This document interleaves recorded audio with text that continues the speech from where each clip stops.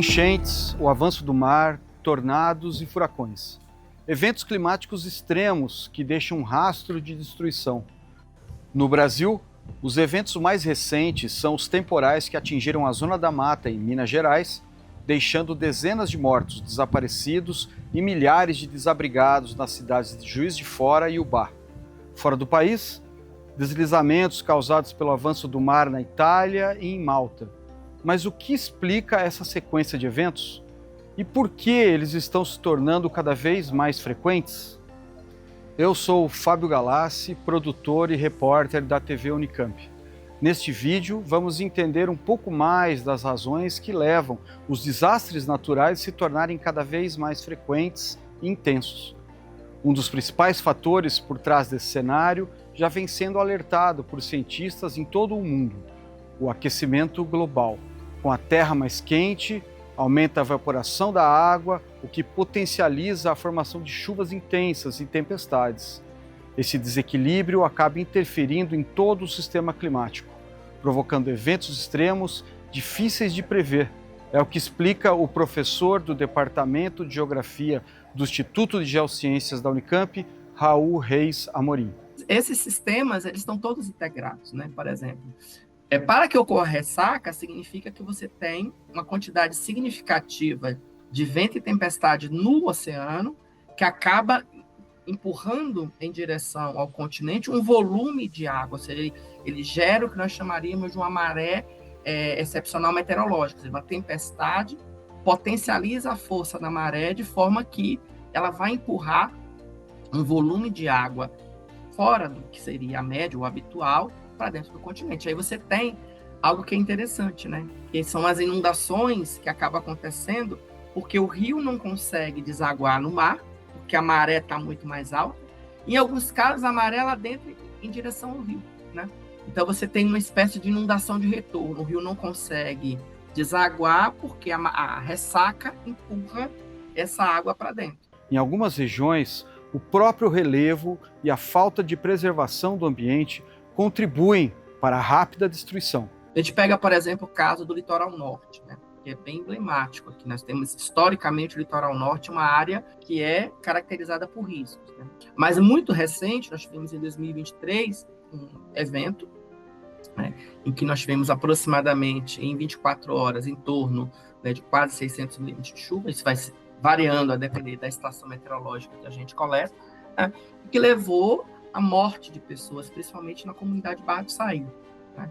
E aí a gente vai ter, nesse mesmo intervalo de tempo, entre 2020 e 2026, né, uma série de outros eventos. Eu vou citar só alguns, né, que a gente consegue perceber esses eventos extremos. Por exemplo, a gente tem o caso do sul da Bahia, em dezembro de 21, que entre 8 de dezembro de 21 ao Natal, né, nós tivemos vários eventos de precipitação extrema. Eu destaco um que é bem interessante, que é na cidade de Itamaraju, em 8 de dezembro, foram aproximadamente 400 milímetros em poucas horas. E o caso de Petrópolis, né, principalmente a região do Morro da Oficina, né, que foi em fevereiro de 22, 250 milímetros aproximadamente em 4 horas, né, levando literalmente a destruição de uma comunidade inteira, e sem destacar os eventos de precipitação que ocorrem na região metropolitana do Recife, Maceió, isso sem pensar no caso emblemático do Rio Grande do Sul, né? À primeira vista, parece que as mudanças recentes do ambiente explicam as alterações no clima, mas o problema é mais profundo. A ação humana sobre o planeta é resultado de um processo que começou há milhares de anos. A gente mudou a composição da atmosfera ao longo da história. Não estou falando da história recente, não. Estou falando de 5.000 anos atrás, quando a gente começou a literalmente começar a ocupar as áreas para desenvolver a agricultura. Então, retirou-se florestas, intensas taxas de desmatamento lá no passado, na Europa, na Ásia, existem pesquisas que tratam disso, né? E isso vem se intensificando principalmente nos últimos 2 séculos. A radiação solar, ela estava adaptada a interceptar o quê? Folha, vegetação, né? E hoje você intercepta o quê? Concreto, vidro, metal. Então, evidentemente que só nesse aspecto aí de mudança da paisagem já tem uma questão significativa. E, além disso, a gente tem a própria composição da atmosfera. A gente artificializou a atmosfera quando a gente começou a liberar uma quantidade significativa de gases estufa. E eu não estou falando só de queima de combustível fóssil, não. Eu estou falando também do carbono que está armazenado aí na vegetação, nas florestas, então os incêndios florestais, as queimadas são responsáveis por isso. Quando a gente fala das emissões de metano, seja por questões relacionadas à decomposição do lixo, quando a gente vê, por exemplo, gases de efeito estufa que estavam preservados no gelo, em bolhas de gelo, né, dentro do gelo. Ao falarmos de aquecimento global, o foco costuma ser o aumento da temperatura da atmosfera, mas há mudanças importantes acontecendo no subsolo. Segundo o professor Raul, a alteração no ciclo hidrológico, fundamental para o equilíbrio climático, é um dos pontos centrais desse processo. O ciclo hidrológico, ele tem todo um mecanismo, né, que é de evaporação da água, precipitação, escoamento e filtração, e a gente mudou isso radicalmente, né? E quando eu penso, na verdade, né, na perspectiva de mudar a mentalidade, na verdade, dá para pensar mudar essa mentalidade, isso vai ser fundamental. Por que isso vai ser fundamental?